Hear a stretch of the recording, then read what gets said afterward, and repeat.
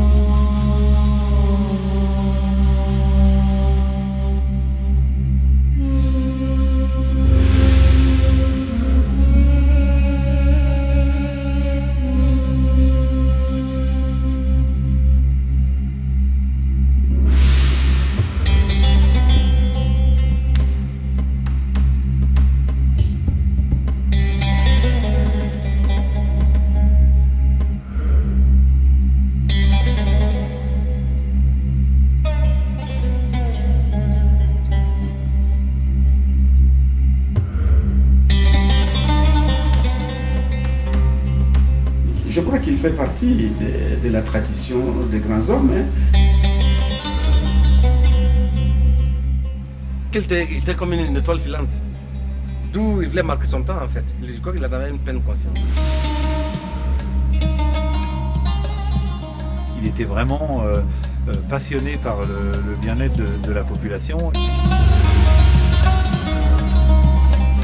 Que tout ce qui sort de l'imagination de l'homme est réalisable par l'homme. C'est ce que Sankara a tenu comme discours.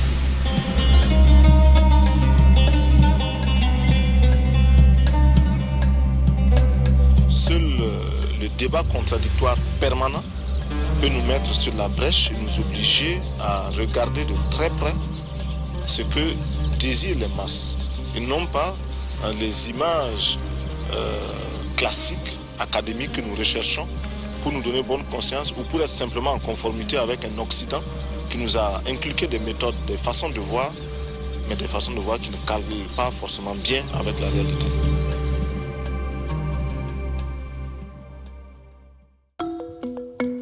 Est-ce qu'un grand homme sait qu'il a un grand destin? Je pense que tous les grands hommes savent qu'ils ont un destin. Je pense que depuis qu'il est petit, il savait qu'il allait être président. Il savait. Et c'est pour ça que parfois il a vécu, il a modélé sa vie en fonction de ce grand destin.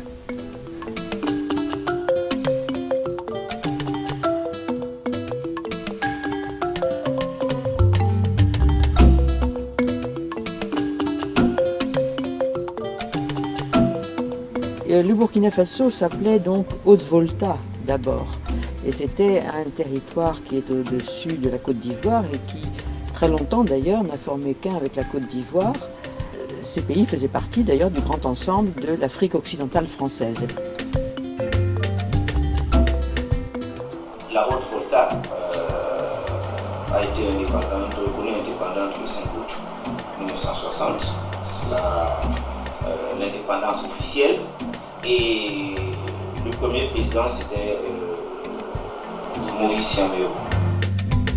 Maurice Yambéo a été destitué par un soulèvement populaire le 3 janvier 1966 parce qu'il avait pris des mesures qui n'étaient pas vraiment du goût de la population. Très impopulaires. Des mesures très impopulaires. L'histoire nous laisse entrevoir qu'il aurait démissionné lui-même pour remettre le pouvoir à son chef d'état-major, le général Sangoulé Lamizana. Et le général Sangoulé Lamizana a pris le pouvoir. Il a géré assez longuement d'ailleurs. De 1966 à 1980, je pense. Oui, 1980. Et pratiquement en 80, la chaîne des coups d'État militaires a commencé. Il y a eu d'abord le colonel Césaire Beau avec le CMRPN. Et là, le CMRPN est lui-même tombé dans ses propres contradictions parce qu'à l'intérieur de CMRPN, il y avait de jeunes officiers qui avaient quand même une culture politique supérieure à leurs aînés en grade et tout cela. Et ces jeunes-là n'étaient pas totalement d'accord avec leur position politique. Et ces jeunes se sont organisés pour prendre le pouvoir avec le CSP. Et le CSP avait justement derrière été dirigé par le commandant Jean-Baptiste Ouedraogo, qui est devenu en fait le 4e président. Le capitaine Thomas Sankara était déjà membre de ce groupe-là, avec le capitaine Blaise Compaoré. Sankara s'était fait connaître parce qu'on l'avait obligé à être ministre de l'Information dans un gouvernement militaire. Il avait accepté à un certain nombre de conditions. Il avait démissionné publiquement. Il était ministre de l'Information en disant malheur à ceux qui bâillonnent le peuple. Il avait fait en direct à la télévision. Donc c'était un personnage très connu. Jean-Baptiste a dirigé le pays entre 1982 et 1983, n'est-ce pas, avec Sankara comme Premier ministre. C'est là où émerge sa dimension révolutionnaire, c'est-à-dire qu'il y a plusieurs fois où publiquement, devant la population, il y a des meetings où il y a un discours un peu falot du président de la République, et Sankara a des discours très radicaux en employant des expressions populaires, où il dit « à bas l'impérialisme », il emploie des mots « à bas les hiboux au regard gluant », enfin des choses comme ça qui sont très imagées parce que c'est probablement pris dans les langues nationales, et donc il devient un personnage extrêmement populaire, et tellement populaire que le 17 mai il est arrêté par la partie de la droite de l'armée. Comme le pouvoir n'est pas solide, malgré que Sankara soit en résidence surveillée, que Blaise Compaoré avait réussi à ne pas être arrêté, il s'était enfui à Pau où il dirigeait les commandos d'élite et il avait dit qu'il s'était mis en rébellion, et donc ils arrivent dans cette situation à créer tout un système de messagers.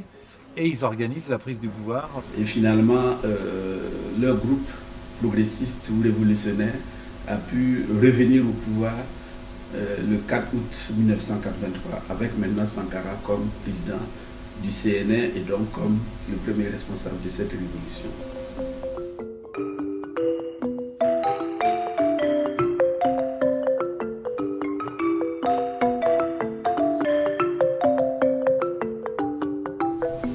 C'était dans les années 79, donc au moment du régime de la mise en œuvre, de la Troisième République, où rien n'inquiétait le régime, où il me dit, comme ça, de go, qu'en fait, il pense que le régime de la mise en œuvre sera renversé par des régimes de colonels. Ces régimes de colonels sera renversé par des régimes de jeunes patriotes, de jeunes officiers patriotes. Et c'est en ce moment, après seulement, que la voie sera ouverte pour la révolution. Je dis, mais ça, c'est pas une analyse, c'est une prophétie. Et ça s'est passé exactement comme ça. Donc quelqu'un qui savait déjà, pour ne pas dire plus, il disait des choses sans analyse, mais il affirmait. Et moi, malgré mes analyses, c'est sa prophétie à lui qui s'est marché comme un chronomètre. Ça s'est passé exactement comme ça.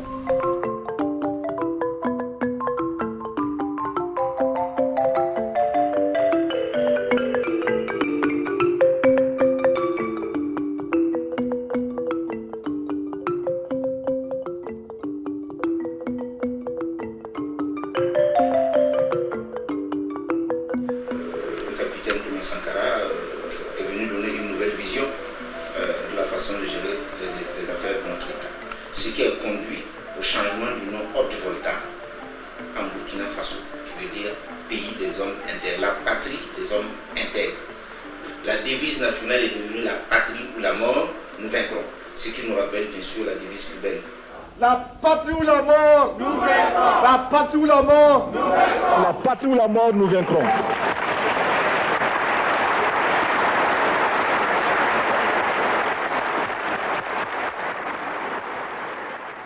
L'intérêt du personnage, c'est que il est nourri de théories et il a vraiment beaucoup travaillé. Et quand on lit les discours dans les détails, il y a des références d'une culture politique extrêmement importante, y compris même d'une culture générale. Et d'un autre côté, il ne perdra jamais le contact avec la population. Et ce qui est caractéristique du passage de Sankara au pouvoir, c'est que d'abord, il y a eu ce travail de conscientisation de la population en disant, écoutez, nous n'avons plus à attendre Godot, on n'a pas à attendre quelque chose de l'extérieur, il faut nous-mêmes bâtir notre devenir et ça commence aujourd'hui. Je crois que ce message était passé.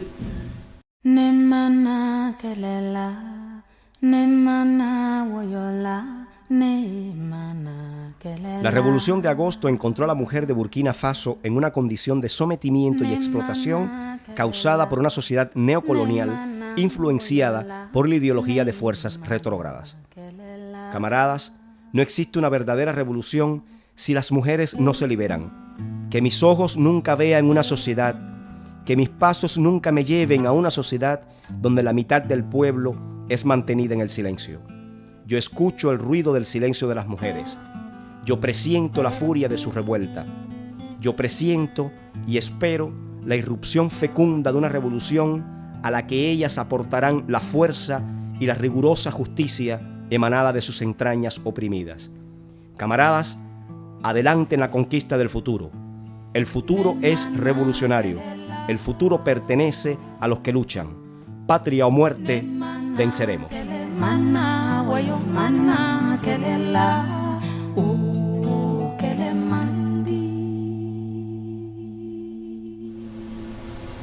C'est la première fois dans l'histoire de notre pays où on a vu des femmes qui ont eu plusieurs postes ministériels. Avant ça, je crois, on avait eu une seule femme qui avait occupé un poste ministériel. Ça va être la révolution. Et même que les gens voulaient à Sankara qui disait aux femmes qu'il faut qu'elles se lèvent. Les gens voulaient à Sankara parce qu'il a institué un jour où les hommes doivent aller au marché.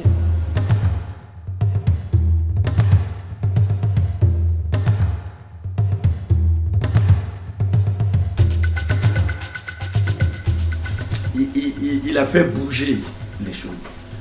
De sorte que il a un peu libéré, il appelait ça le génie créateur, mais disons quand même qu'il a libéré un peu les mentalités pour pouvoir libérer les énergies, pour construire, n'est-ce pas, quelque chose qui nous appartienne à nous. Et là, il était tout droit dans ce qu'on définit comme étant le développement endogène. C'est créer vous-même, produire vous-même, mais compter sur ses propres forces. On a incité les producteurs à développer la culture du coton, on a tenté de développer les usines locales de traitement du coton, et surtout on a tenté de développer un marché national. Les seules couches de la population qui avaient un revenu leur permettant d'acheter ce coton, ils les obligeaient à l'acheter, c'est-à-dire que les fonctionnaires ont été obligés de porter 2 fois par semaine un habit qui était entièrement fabriqué au pays par les tisserands artisanales. Faisons en sorte également que le marché africain soit le marché des Africains. Produire en Afrique, transformer en Afrique et consommer en Afrique. Produisons ce dont nous avons besoin et consommons ce que nous produisons au lieu d'importer. Le Burkina Faso est venu vous exposer ici la cotonnade produite au Burkina Faso, tissée au Burkina Faso, cousue au Burkina Faso pour habiller les Burkinabés. Ma délégation et moi-même, nous sommes habillés par nos tisserands, nos paysans. Il n'y a pas un seul fil qui vienne de l'Europe ou de l'Amérique. Je ne fais pas un défilé de mode, mais je voudrais simplement dire que nous devons accepter de vivre africain. C'est la seule façon de vivre libre et de vivre digne. Et ensuite, il a donné lui-même l'exemple, n'est-ce pas, de probité, parce que on a beau raconter, Sankara ne s'est pas enrichi, le matériel, c'était pas son souci. Tout président qu'il était, il roulait dans une R5. Il y a eu un effort de moralisation de la vie publique. La lutte contre la corruption, la confiance qu'on a restaurée aux populations.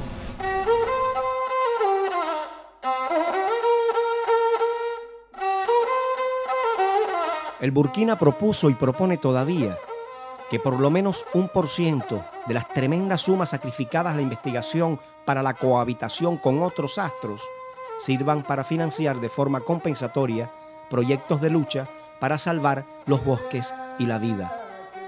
No ponemos en duda que un diálogo con los marcianos pueda alcanzar la reconquista del Edén, pero esperando ese día, los terrícolas que somos, tenemos también el derecho de negarnos a elegir entre el infierno y el purgatorio. Formulada así, nuestra lucha por los bosques es ante todo una lucha popular y democrática. Las conciencias conmovidas y hasta sinceras y plausibles de múltiples foros e instituciones no podrán reverdecer el Sahel cuando falta dinero para excavar pozos de agua potable a 100 metros y sobra para excavar pozos de petróleo a más de 3.000 metros. Esta lucha por los bosques es sobre todo una lucha antiimperialista, porque el imperialismo es el piromaníaco de nuestros bosques y sabanas.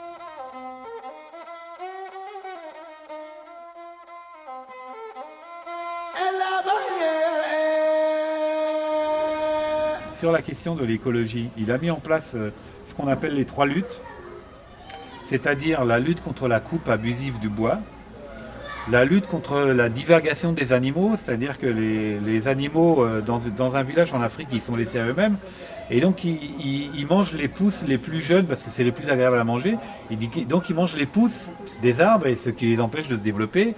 Et la lutte contre les feux de brousse, ça c'est une catastrophe qu'il y a dans l'ensemble de l'Afrique de l'Ouest, c'est-à-dire pour aller plus vite, les gens, et pour faire la chasse, il y a aussi des traditions qui veuillent ça, mais bon, ils brûlent la brousse. Et lui, dès la prise du pouvoir, ça a été un souci très important puisque c'est un pays qui est occupé la moitié par le Sahel. Et donc, il connaissait, on parlait beaucoup de l'avancée du désert. Donc, on est confronté à des problèmes écologiques très importants. Il avait eu même le projet de faire des immenses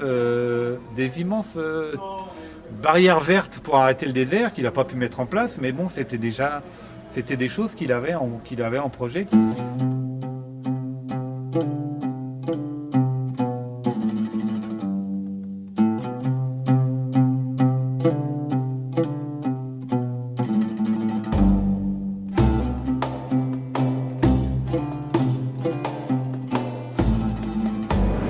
Nous estimons que la dette s'analyse d'abord de par ses origines.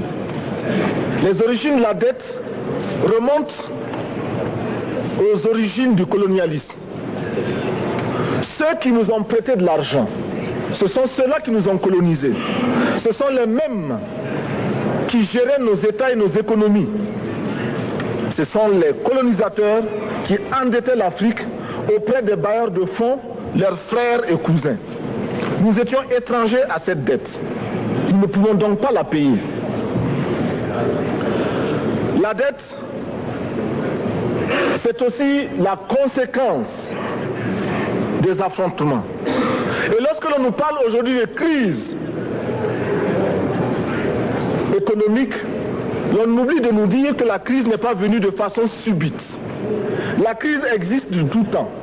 Et elle ira en s'aggravant chaque fois que les masses populaires seront de plus en plus conscientes de leurs droits face aux exploiteurs. La question de la dette,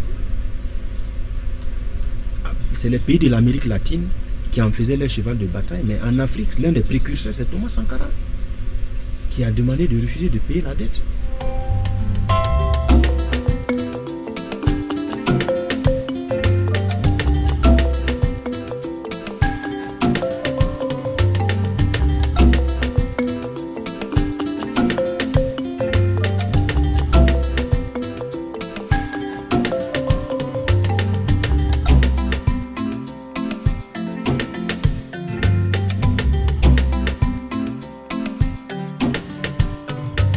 En tant qu'Africains, nous sommes nombreux et très nombreux. Nous devons comprendre que notre existence doit être vouée à la lutte pour la réhabilitation de l'homme africain. Nous devons mener le combat qui nous soustraira à la domination des autres hommes et à leur oppression. Et c'est pourquoi j'ai déjà dit et je répète que notre Maison Blanche se trouve dans le Harlem noir. That's what I said, and I will repeat myself. My White House is in the Black Harlem.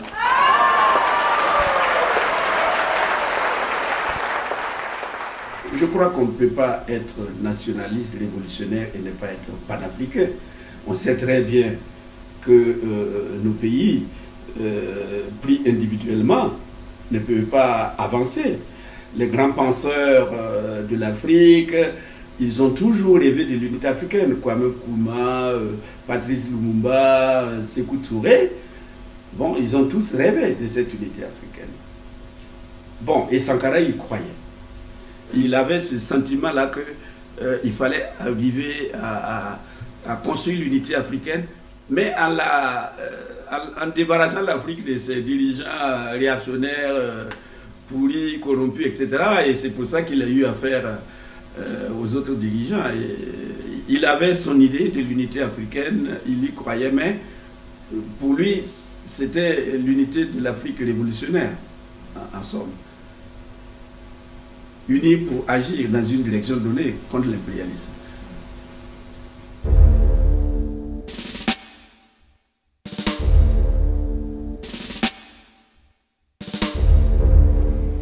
Sankara a osé ne pas voter pour la France, mais contre la France, lorsqu'il y a eu une interpellation aux Nations Unies sur la question de la Nouvelle-Calédonie, qui était brûlante à ce moment-là.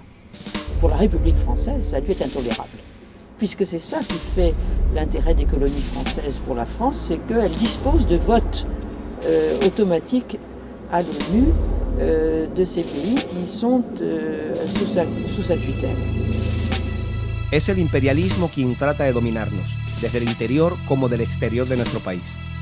Este imperialismo, mediante sus multinacionales, a través de su gran capital y su poder económico, trata de controlar e influenciar también nuestros debates y nuestra vida nacional. Creándonos dificultades, trata de ahogarnos mediante un bloqueo económico. Trata igualmente de conspirar contra nosotros, contra nuestra seguridad interior.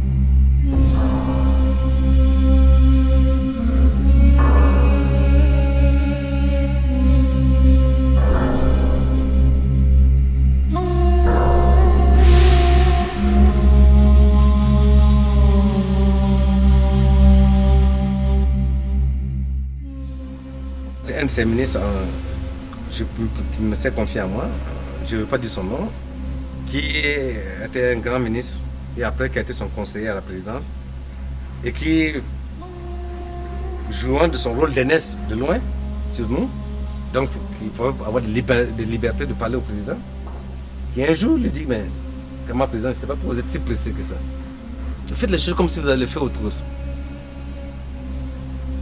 Il dit que lorsqu'il a dit ça au président, il a déposé son bic, il a regardé le doigt dans ses yeux et dit, vous avez le temps, moi, je n'ai pas le temps. La révolution s'est heurtée beaucoup à un manque d'aide extérieure, qui est une des raisons des limites, hein, c'est qu'il passait son temps à chercher de l'aide, mais non conditionnelle, comme il dit. Les erreurs de la révolution ont été parfois des erreurs de précipitation. Les événements s'accumulaient trop vite. Il allait trop vite. Le peuple ne suivait pas. À un moment donné, il y a eu un décalage. Il y a un décalage, le peuple était sous les mesures, tout le temps des mesures. Il faut que tous les jours, il y ait de nouvelles mesures. Tous les jours, il faut qu'il y ait de nouvelles mesures. Donc, les gens étaient essoufflés, en fait. Mais il a compris, puisque dans son discours du 4 août à Bobo, il a dit, il faut arrêter. Ça va trop vite et le peuple ne suit plus. Il faut rectifier la révolution. Le mot de rectifier, là, ça vient de lui. Sankara voulait rectifier la révolution pour enlever les aspects négatifs, pour avancer. Mais il a été dévancé. Pour pouvoir faire un coup, il faut avoir un leitmotiv. Donc, il y a des gens qui sabotaient l'action par le bas et qui refusaient les transformations. Parlons clairement, Blaise Compaoré, voyant donc que si on structurait bien, son ambition de prendre le pouvoir n'a jamais révolu. On tout fait pour entraver et puis pour pouvoir s'aimer le bordel et puis prendre le pouvoir. Voilà.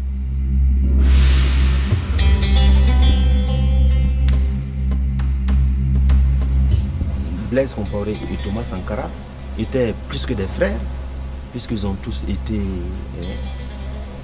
à quelque part élevés par le père de Thomas Sankara. Blaise Compaoré était orphelin et le père de Sankara le considérait comme son fils, à tel point qu'il lui avait trouvé une femme, etc.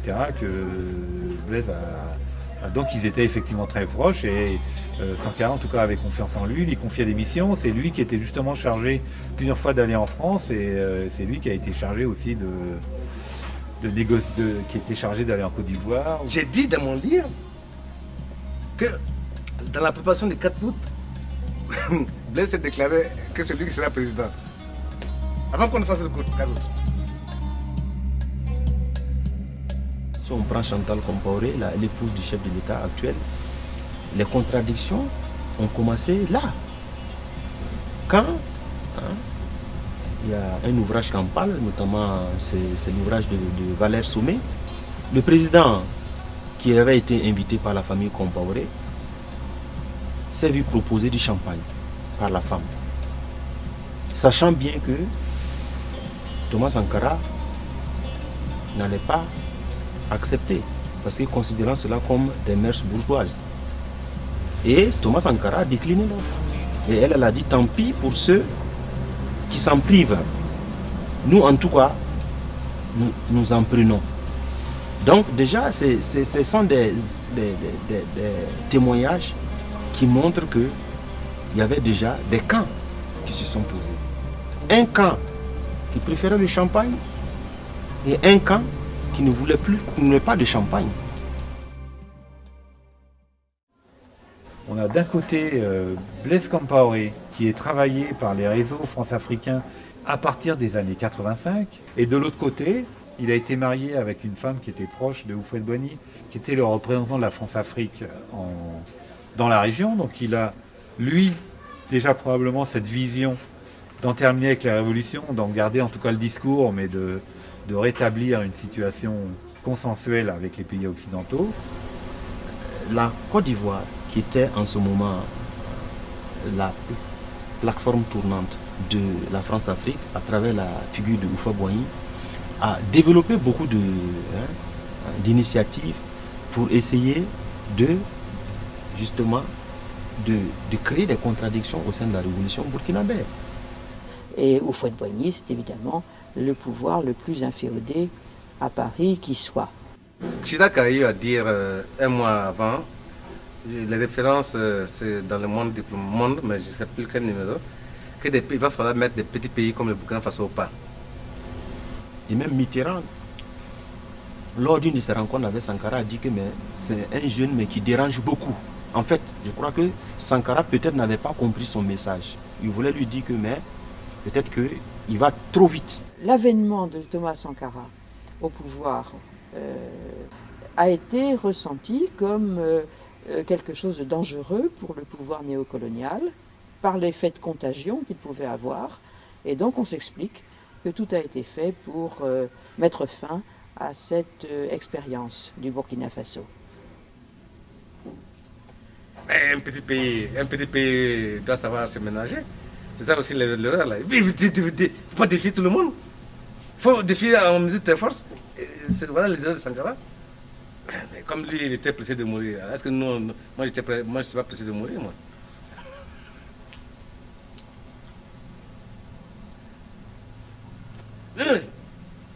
Des erreurs bêtes. Bêtes. Mais poussé par une force aveugle.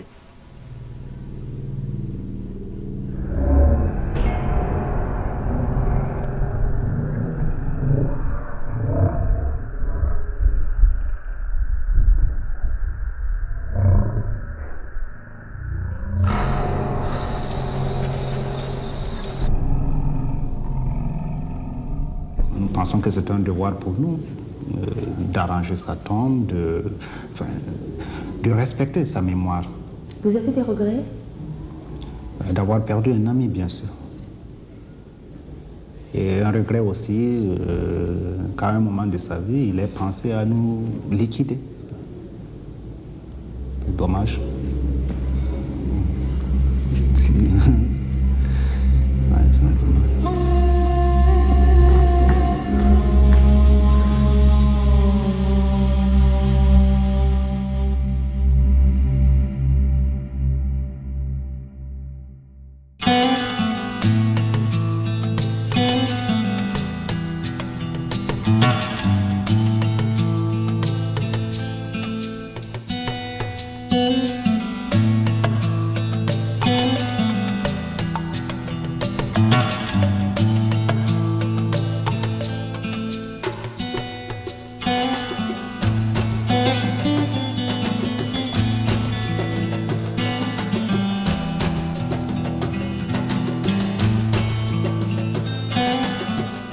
Pendant quelques temps, on a continué à développer un discours révolutionnaire très rapidement.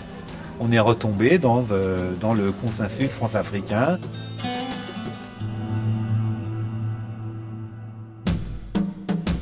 On n'a jamais vu ça dans notre pays. On assiste même à une situation où on doit payer pour ses soins de santé. Parce que c'est la pourriture partout. En 1994, il y a eu une enquête prioritaire 1 qui donnait le taux de pauvreté à 44%. C'est la démocratie de l'argent. Il y a une fracture sociale. On n'a jamais poussé les justices à ce niveau-là. En 2003, on a refait une enquête qui donnait 46% de pauvreté. On a une démocratie bananière. Le taux de chômage à plus de 40%. Ou un régime militaire habillé aux couleurs de la démocratie. C'est les chiffres que le pouvoir même donne. Qu'est-ce qu'ils font avec leur argent? C'est les belles voitures. Et c'est des investissements dans des villas qui ne sont pas du niveau de notre pays.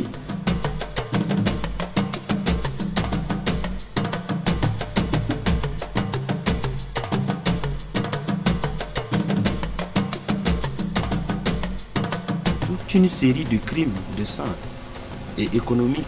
Dans un pays qui a trempé dans la plupart des déstabilisations des pays étrangers, que ce soit récemment dans la Côte d'Ivoire ou que ce soit au Libéria et en Sierra Leone, etc.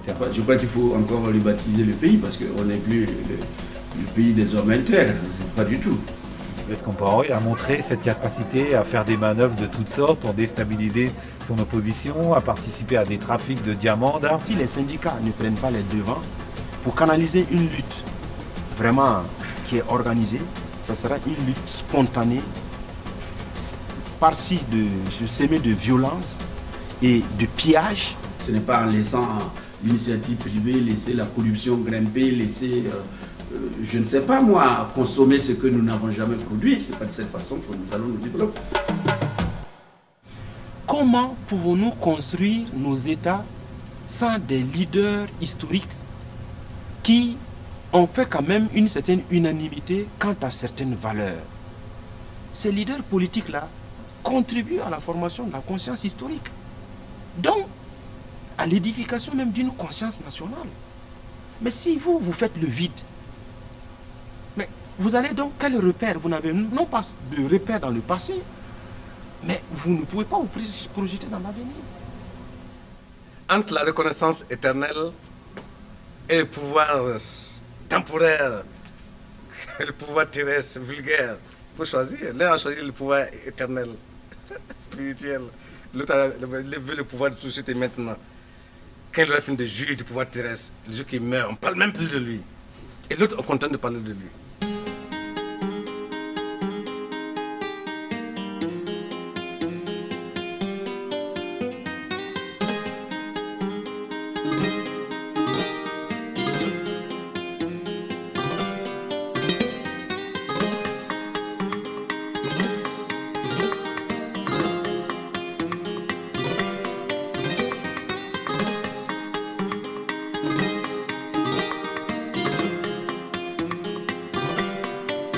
Le 15 octobre 1987, il y a eu l'assassinat du président Thomas Sankara à un moment où les peuples africains se reprenaient à espérer et le choc a été aussi terrible que pour l'assassinat de Patrice Lumumba.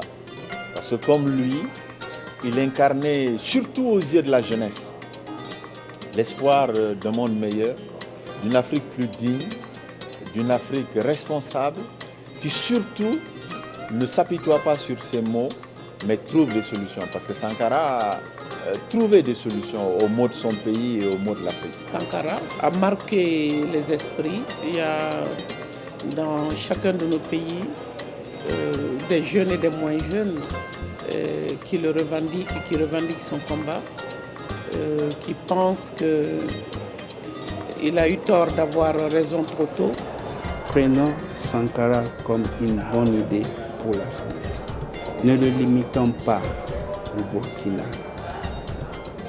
Comme j'ai dit, il est rentré dans le club de grands. Il devient quelque part intemporel. Fédérer les luttes de l'Amérique latine, de l'Afrique, d'Asie et de l'Europe qui souffrent est essentiel.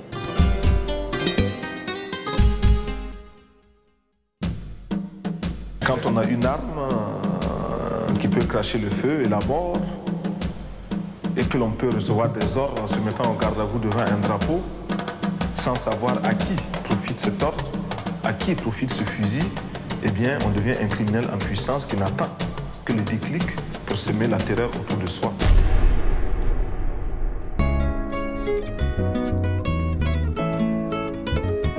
Alimami samari sekutore Toma Sankara kome kuruma Ore keleleke Afrike notola Ma anyalu kulimalo Chevalu yenina Maloba bebora Fonikisa obedira Wali ben bebedira Ajo yamaye